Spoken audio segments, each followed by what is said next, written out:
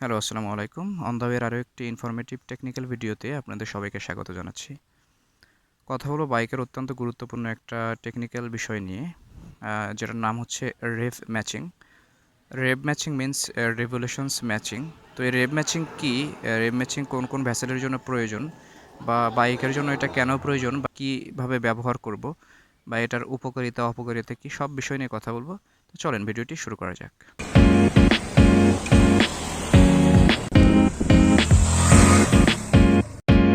তো রেভ ম্যাচিং কি, এই বিষয় নিয়ে খুব বেশি টিউটোরিয়াল ভিডিও যদিও ইউটিউবে নেই, তো যতটুকু পেয়েছি ভাবলাম যে সেটাই আপনাদের সাথে শেয়ার করা প্রয়োজন। ছোট করে একটু বলে নিই যে রেভ ম্যাচিং কি। তো রেভ ম্যাচিং হচ্ছে বাইকের ইঞ্জিনের যে ক্রাঙ্কশ্যাফট, এই ক্রাঙ্কশ্যাফটের যে রেভলিউশনস, এই রেভলিউশনসের ম্যাচিং। রেভলিউশনসের ম্যাচিংটা কিসের সাথে? রেভলিউশনসের ম্যাচিংটা হতে হবে বাইকের যে ক্লাস প্লেট আছে, ক্লাস প্লেটের সাথে। রিব ম্যাচিংটা কেন এবং কখন প্রয়োজন? রিব ম্যাচিংটা প্রয়োজন আমাদের বাইকের যখন আমরা গিয়ার শিফট করে থাকি, তখন এটা প্রয়োজন হয়ে থাকে। আর রিব ম্যাচিংটা কেন প্রয়োজন সেটা যদি বলি, যে আমরা যখন নর্মালি গিয়ার শিফট করে থাকি তখন যেটা করি যে এইভাবে ক্লাসটা চাপি, ক্লাসটা চাপার পরে গিয়ারটা শিফট করি, আপ করি বা ডাউন করি, যেটাই করি না কেন, এরপরে কিন্তু আসলে ক্লাসটা এইভাবে ছেড়ে দিই। তো সেক্ষেত্রে কী হয় ঘটনাটা, যে যখন আমরা ক্লাসটা ধরতেছি তখন কিন্তু বাইকের যে ইঞ্জিনের আরপিএম, এই ইঞ্জিনের আরপিএমটা কিন্তু সাপোজ যদি বাইক আপনি 50 গতিতে চালান, সেক্ষেত্রে হয়তো ইঞ্জিনের আরপিএম থাকবে 3500 বা 4000। সেই 4000 আরপিএম থেকে যখন ক্লাসটা ধরতেছেন তখন আরপিএমটা কমে কিন্তু আইডিয়াল আরপিএমে চলে আসবে। দ্যাট মিন্স 1000, 1100 বা 1200তে চলে আসবে। এবং এই সময় কিন্তু যদি হালকা ব্রেক করে থাকেন বা ব্রেক নাও করে থাকেন, বাইকের চাকার যে গতি, সেই চাকার গতি কিন্তু আগের মতোই থাকবে। আর মাঝখান থেকে যেটা হলো যে আপনার বাইকের যে ইঞ্জিনের আরপিএম, এই ইঞ্জিনের আরপিএমটা কমে আইডিয়াল আরপিএমে আসলো।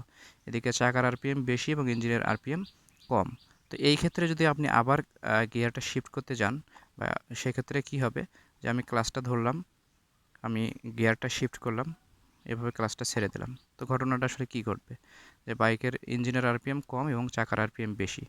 তো এই ক্ষেত্রে কিন্তু রিভ ম্যাচিংটা হলো না, মানে ইঞ্জিনের যে রেভুলেশন, এই রেভুলেশনসের সাথে আমার ক্লাস প্লেটের যে রেভুলেশনস, এই রেভুলেশনসের ম্যাচিংটা হলো না। সেক্ষেত্রে গাড়িটা একটা ধাক্কা খাবে। তো সেক্ষেত্রে যেটা হবে যে আপনার বাইকের ক্লাসটা ক্ষতিগ্রস্ত হবে, ইঞ্জিনটাও ক্ষতিগ্রস্ত হবে। তো এখন রিভ ম্যাচিংটা কীভাবে করব, যদি যদিও আমি প্র্যাকটিক্যালি দেখাবো, তার আগে একটু বলে নিই। তো রিভ ম্যাচিংয়ের জন্য আমরা যেটা করব, যে 4টি বিষয় আমরা খুব দ্রুততার সাথে পারফর্ম করে থাকব। যে সাপোজ আমি গিয়ার শিফট করব, সেক্ষেত্রে এইভাবে ক্লাসটা ধরলাম, আমি গিয়ারটা শিফট করলাম, এরপরে ক্লাসটা ছাড়ার আগে 3 নম্বরে যেটা করব, এইভাবে থ্রোটলটা হালকা একটু বাড়িয়ে দেবো, বাইকের ইঞ্জিনের যে আরপিএম, সেই আরপিএমটা একটু রাইজ করে নেব। তো সেক্ষেত্রে যেটা হবে যে রিব ম্যাচিংটা হয়ে যাবে। কিভাবে, যে আপনার ইঞ্জিনের আরপিএম কিন্তু যখন আমরা ক্লাস ধরেন, ইঞ্জিনের আরপিএম কিন্তু আইডিয়াল আরপিএম, দ্যাট মিন্স 1000 বা 1200, কিন্তু ক্লাসের আরপিএম বেশি, কারণ আপনার চাকার আরপিএম বেশি। তো সেক্ষেত্রে যখন আমি এইভাবে ক্লাসটা ছাড়বো, তার আগে যদি যে ইঞ্জিনের আরপিএম, সেই ইঞ্জিনের আরপিএমটা একটু রাইজ করে নিই, সেক্ষেত্রে কিন্তু ওই আমার ক্লাসের যে আরপিএম, সেই আরপিএমের কাছাকাছি চলে আসবে, এবং তখন রেভলিউশনসের ম্যাচিংটা হয়ে যাবে। রেভলিউশনসের ম্যাচিংটা যখনই হয়ে যাবে, তখন কিন্তু গাড়িটা আসলে ধাক্কা দেবে না। তো এটাই হলো রিব ম্যাচিং। আমি একটু প্র্যাকটিক্যালি দেখিয়ে দেবো। যদি প্র্যাকটিক্যালি একটু দেখিয়ে দিই, আচ্ছা খেয়াল করেন, আমি এখন রেভ ম্যাচিংটা করে দেখাবো। তো সাপোজ আমার বাইক রানিংয়ে আছে, এবং আমি যদি এখন গিয়ার শিফট করি, সেক্ষেত্রে যেটা করব, যে আমি এই যে ক্লাসটা ধরলাম, যে আমি গিয়ারটা শিফট করলাম, এবং এই ক্লাসটা ছাড়ার আগে আরপিএমটা একটু বাড়িয়ে নেব, থ্রোটলটা বাড়িয়ে নিয়ে, এই যে থ্রোটলটা বাড়িয়ে নিলাম, আমি এই যে ক্লাস ছেড়ে দিলাম। তো এই হচ্ছে রেভ ম্যাচিং। আমি আবার দেখাচ্ছি, আমি এখন গিয়ার শিফট করব, সেক্ষেত্রে এই যে ক্লাসটা ধরলাম, গিয়ারটা আমি শিফট করলাম, ক্লাসটা ছাড়ার আগে থ্রোটলটা হালকা একটু বাড়িয়ে নেব, থ্রোটল হালকা একটু বাড়িয়ে নিলাম, এই যে ক্লাসটা ছাড়লাম।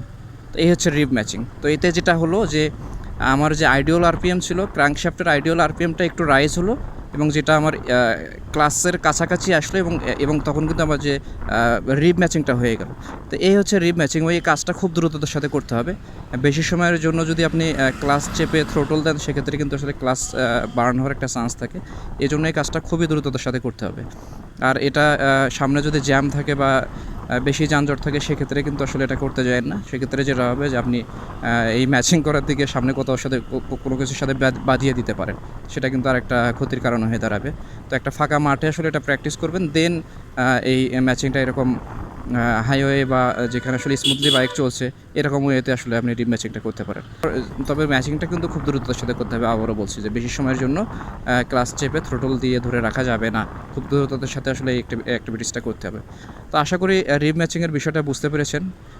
তো রিব ম্যাচিং নিয়ে ভিডিও আজ এ পর্যন্তই। কথা হবে অন্য কোনো ভিডিওতে, অন্য কোনো টেকনিক্যাল বিষয় নিয়ে। সে পর্যন্ত সবাই ভালো থাকুন, সুস্থ থাকুন, এর সাথেই থাকুন। আল্লাহ হাফিজ।